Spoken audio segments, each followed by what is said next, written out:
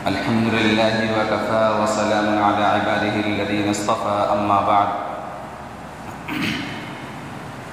فأعوذ بالله من الشيطان الرجيم بسم الله الرحمن الرحيم شهر رمضان الذي أنزل به القرآن هدى للناس وبينات من الهدى والفرقان وقال تبارك وتعالى في موضع آخر يا أيها الذين آمنوا كتب عليكم الصيام كما كتب على الذين من قبلكم لعلكم تتقون آمنت بالله صدق الله مولانا العظيم وصدق رسوله النبي الكريم ونحن على ذلك من الشاهدين والشاكرين والحمد لله رب العالمين. معزز سامعین کرام، یہ رمضان المبارک کا مہینہ چل رہا ہے اور تقریباً ایک عشرہ گزر چکا ہے. رمضان المبارک یہ کون سا مہینہ ہے اور اس کی اہمیت کیا ہے؟ آپ صلی اللہ علیہ وسلم کی اس حدیث سے آپ اس کا اندازہ لگا سکتے ہیں کہ جب اللہ کے حبیب صلی اللہ علیہ وسلم رجب کا چاند دیکھتے تھے تو آپ یہ ارشاد فرمایا کرتے تھے، اللہم بارک لنا فی رجب و شعبان و بلغنا رمضان، کہ اللہ ہمارے لیے رجب اور شعبان میں برکت عطا فرما اور ہمیں رمضان المبارک کا مہینہ نصیب فرما. روز اول سے یہ خدائی قانون چلا رہا ہے اور اللہ تبارک و تعالیٰ کا یہ دستور رہا ہے کہ اللہ تبارک و تعالیٰ نے جو چیزیں دنیا کے اندر پیدا کی ہیں ان میں سے بعض چیزیں ایسی ہیں جو دوسرے چیزوں کے مقابلے میں بلند اور برتر ہیں اور جن کے اندر کچھ خاص امتیاز ہے، جو اپنے اندر کچھ خصوصیت رکھتی ہیں. چنانچہ انسان اشرف المخلوقات ہے، کوئی دوسری چیز انسان کے ہم پلہ نہیں. اسی طریقے سے یوم جمعہ کو سارے دنوں میں ایک برتری حاصل ہے اور تمام آسمانی کتابوں میں قرآن مجید منفرد شان کا حامل ہے. اور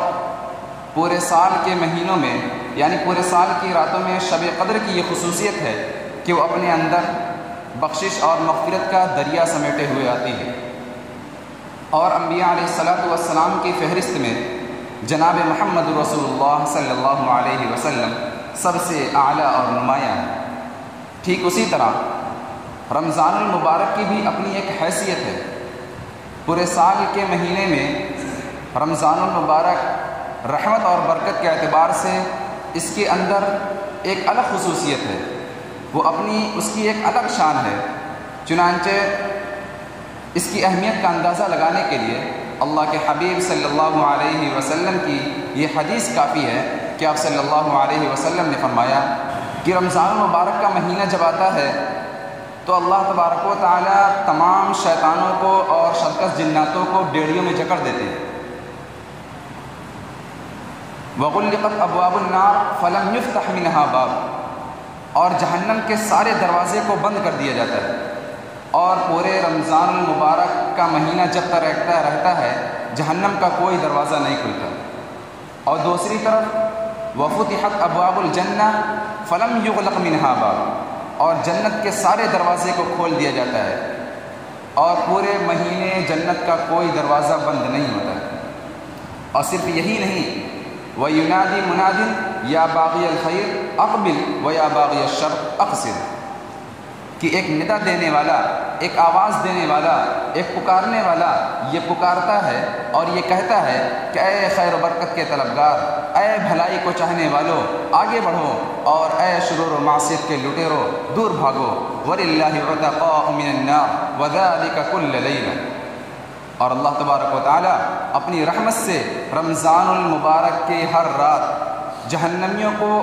آزادی کا پروانہ عطا کرتے ہیں اور پورے رمضان المبارک کی رات یہی معاملہ ہوتا رہتا ہے.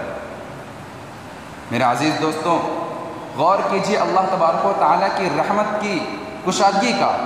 اس کی وسیع رحمت پر غور کیجیے کہ اس نے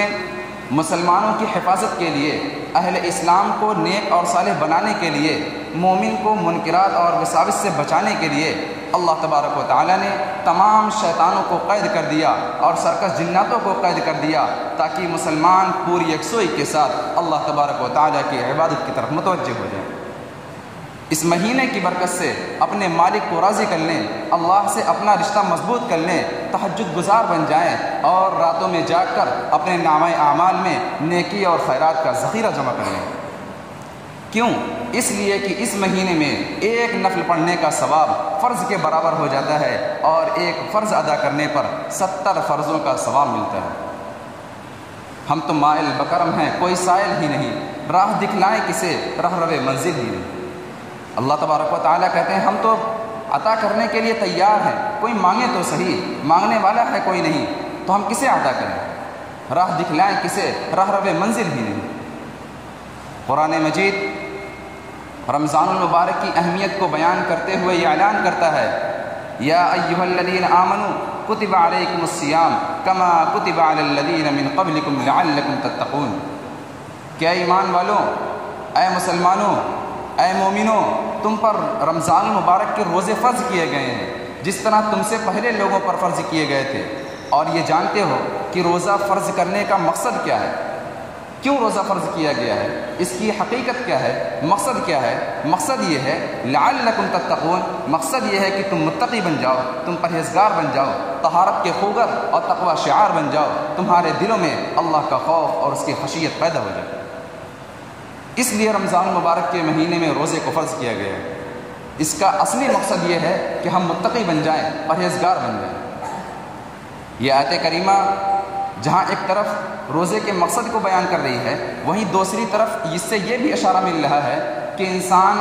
پورے سال میں دنیاوی کاموں میں الجھا رہتا ہے، انسان اپنے کاروبار میں الجھا رہتا ہے، بیوی بچوں میں الجھا رہتا ہے، جس کی وجہ سے وہ اللہ تبارک و تعالیٰ سے رجوع نہیں کر پاتا ہے، اپنے گناہوں کی توبہ نہیں کرتا ہے، اور مسلسل 11 مہینے ایک دوسرے کی غیبت کرتا ہے، مسلسل 11 مہینے جھوٹ بولتا ہے، مسلسل 11 مہینے بدکاری اور زناکاری کرتا ہے، مسلسل 11 مہینے ایک دوسرے پر بہتان باندھتا ہے، اور نتیجہ یہ نکلتا ہے کہ اسی میں اس کی پوری زندگی نکل جاتی ہے، اسی میں پورا سال اس کا نکل جاتا ہے۔ نتیجہ یہ نکلتا ہے کہ اللہ تبارک و تعالیٰ سے غفلت، عبادتوں میں لاپرواہی، نیک کاموں میں سستی اور کاہلی میں اضافہ ہوتا رہتا ہے۔ چنانچہ اللہ تبارک و تعالیٰ نے ان چیزوں کو ختم کرنے کے لیے، گناہوں سے ازالے کے لیے، اللہ تبارک و تعالیٰ کے دربار میں رونے اور گڑ گڑانے کے لیے اور اپنی گناہوں کی توبہ کرانے کے لیے اللہ تبارک و تعالیٰ نے ہمیں رمضان المبارک جیسا مقدس مہینہ عطا کیا اور تقویٰ کو اس کا شعار بنایا۔ میرے عزیز دوستوں، اللہ کے حبیب صلی اللہ علیہ وسلم سے پوچھا گیا کہ اللہ کے نبی صلی اللہ علیہ وسلم، سب سے زیادہ لوگ کس چیز کی وجہ سے جہنم میں جائیں گے؟ سب سے زیادہ لوگ کس چیز کی وجہ سے جہنم میں جائیں گے؟ تو اللہ تبارک و تعالیٰ نے فرمایا الفم، اللہ کے حبیب صلی اللہ علیہ وسلم نے فرمایا الفم والفرج، سب سے زیادہ لوگ اپنے منہ کی بکواس اور شرمگاہ کی وجہ سے جائیں گے۔ پھر پوچھا گیا اللہ کے نبی صلی اللہ علیہ وسلم، لوگ جنت میں کس چیز کی وجہ سے جائیں گے؟ تو اللہ کے حبیب صلی اللہ علیہ وسلم نے فرمایا کہ اللہ کا خوف اور اچھے اخلاق کی وجہ سے لوگ سب سے زیادہ جنت میں جائیں گے۔ اس حدیث پر غور کیجئے کہ منہ کی بکواس اور شرمگاہ کی حفاظت ہی کا نام ذریعہ ہے۔ روزے کا اصلی مقصد یہی ہے کہ انسان منہ کی بکواس سے بچ جائے، غلط چیزوں کو منہ سے نکالنے سے بچ جائے اور شرمگاہ کی حفاظت کرے، اسی کا نام روزہ ہے۔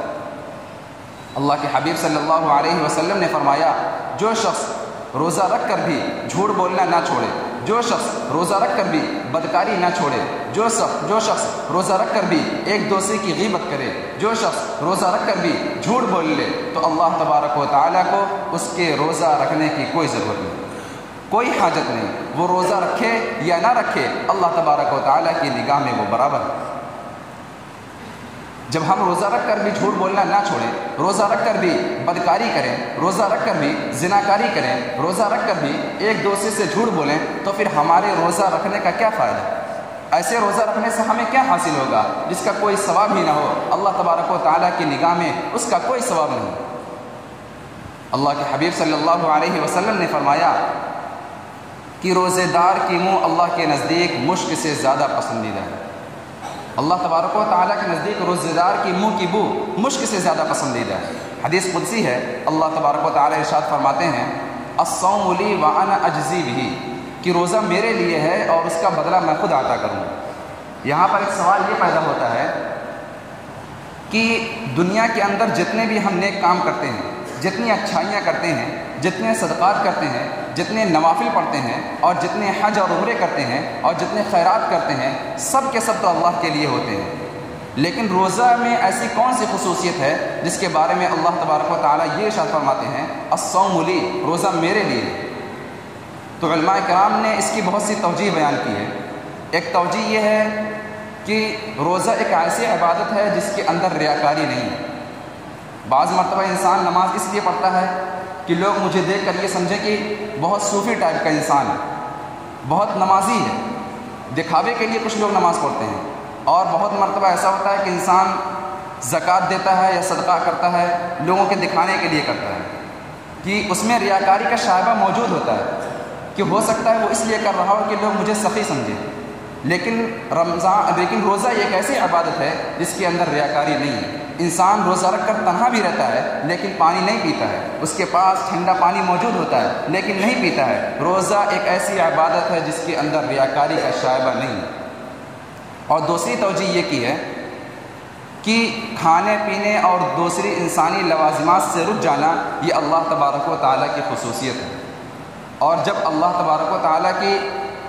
خواہش کے لیے اس کی اطاعت کرتے ہوئے بندہ کھانے پینے سے اور اپنی دوسری لوازمات سے رک جاتا ہے تو اللہ تبارک و تعالیٰ کو اپنے بندے کی یہ ادا بہت پسند آتی ہے، اور وہ اللہ تبارک و تعالیٰ کا مقرب بن جاتا ہے، اور اسی تقرب کی وجہ سے اللہ تبارک و تعالیٰ نے اس کو الصوم لی وانا اجزی سے تعبیر کیا۔ اور حدیث کا دوسرا جملہ یہ ہے وانا اجزی بہ، کہ اس کا بدلہ میں خود دوں گا۔ یہاں پر بھی ایک سوال یہ پیدا ہوتا ہے کہ تمام نمازوں کا ثواب اور اس کا بدلہ تو اللہ تبارک و تعالیٰ ہی عطا کریں گے، تمام واجبات اور فرائض کا بدلہ اللہ تبارک و تعالیٰ عطا کریں گے، تمام صدقات اور خیرات کا بدلہ اللہ تبارک و تعالیٰ ہی دیں گے، تمام حج اور عمرے کا بدلہ اللہ تبارک و تعالیٰ ہی دیں گے، لیکن روزے کے لیے یہ کیوں ارشاد فرمایا وَأَنَا أَجْزِي بِهِ، کہ اس کا بدلہ میں خود دوں گا؟ اس کے بارے میں بھی علماء کرام نے بڑی توجیہ بیان کی ہے۔ ایک توجیہ یہ ہے کہ مولانا اشرف علی تھانوی رحمہ اللہ بیان کرتے ہیں کہ جب دوسری عبادتوں میں اس کا بدلہ دینے کا وقت آئے گا تو اس میں فرشتے کا دخل ہوگا، اللہ تبارک و تعالیٰ فرشتوں کے ذریعے سے اس کو یہ چیز عطا فرمائیں گے، لیکن جب روزے کا بدلہ آئے گا تو اللہ تبارک و تعالیٰ بذات خود اس کو انعام اپنے دست مبارک سے عطا فرمائیں گے۔ اور اس کی ایک توجیہ یہ بھی ہے کہ جب انسان روزہ رکھتا ہے تو اللہ تبارک و تعالیٰ اپنے بندے سے خوش ہو کر اسے کتنی نعمت دے دے، کتنا ثواب دے دے، اس کا اندازہ کوئی نہیں لگا سکتا، اس کا اندازہ صرف اللہ تبارک و تعالیٰ کو۔ اللہ تبارک و تعالیٰ نے رمضان المبارک کو 2 چاند عطا کیے، ایک ہے شب قدر اور دوسرا رمضان۔ رمضان المبارک کا اس مہینے کے اندر نازل ہونا یہ اس بات کی دلیل ہے کہ رمضان کا قرآن سے ایک گہرا تعلق ہے۔ اللہ تبارک و تعالیٰ قرآن میں ارشاد فرماتے ہیں شہر رمضان الذی انزل فیہ القرآن ھدی للناس، کہ اے لوگوں تم جانتے ہو کہ رمضان کیا ہے، رمضان وہ کون سا مہینہ ہے؟ تو سنو، رمضان وہ بابرکت مہینہ ہے، وہ مقدس مہینہ ہے جس میں قرآن جیسا مقدس کلام نازل کیا گیا جو انسانوں کے لیے ہدایت اور رحمت ہے۔ اسی لیے میرے بھائیوں، اس مہینے کی اہمیت کی ضرورت ہے، اس میں نماز اور قرآن کی تلاوت کی ضرورت ہے اور تراویح کا اہتمام کرنے کی ضرورت ہے۔ وآخر دعوانا ان الحمد للہ رب العالمین۔